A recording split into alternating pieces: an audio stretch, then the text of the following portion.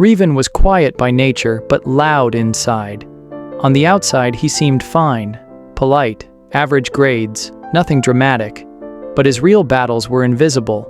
Every small mistake replayed in his head for days. One bad grade, and he'd whisper to himself, "I'm not smart enough." One rejected idea, and the voice inside would say, "You're just not good." He didn't talk about it. He just lived with it, letting it shape him. Over time, the negativity became routine. He'd wake up and already feel defeated. Not because something bad happened, but because his thoughts were programmed that way. It wasn't school that made him tired. It was the running commentary in his head. "You're behind. You won't make it. Others are doing better." No matter how much effort he made, his own mind pulled him back. One day, after a presentation where he stumbled on a word and someone laughed, Reven broke. He came home, went straight to bed, and stayed silent the entire evening. His father, noticing the silence, sat beside him. "Want to talk?"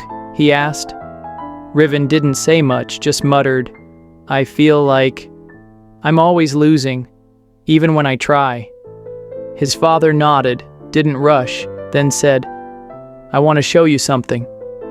He brought a large glass of water and handed Reven a spoon of dirt. "Mix it," he said. Reven stirred the dirt into the water until it turned brown. "This," his father said, "is your mind with a single negative thought." Then he took another glass, larger, clearer, and poured the same dirt into it.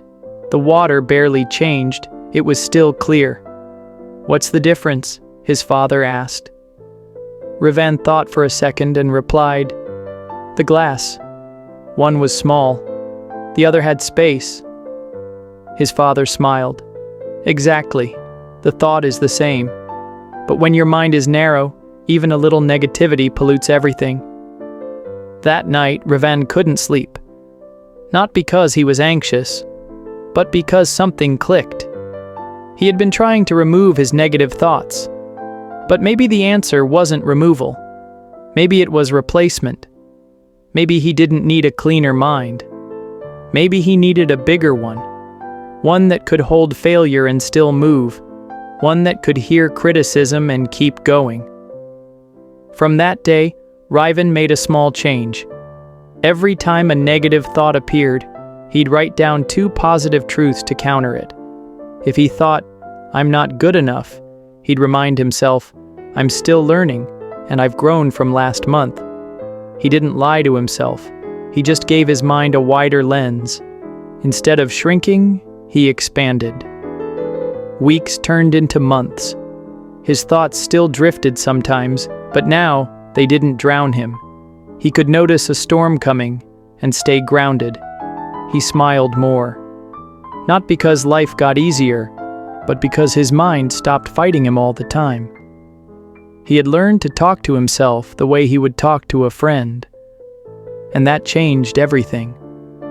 Years later, Reven spoke to a group of students who struggled with self-doubt.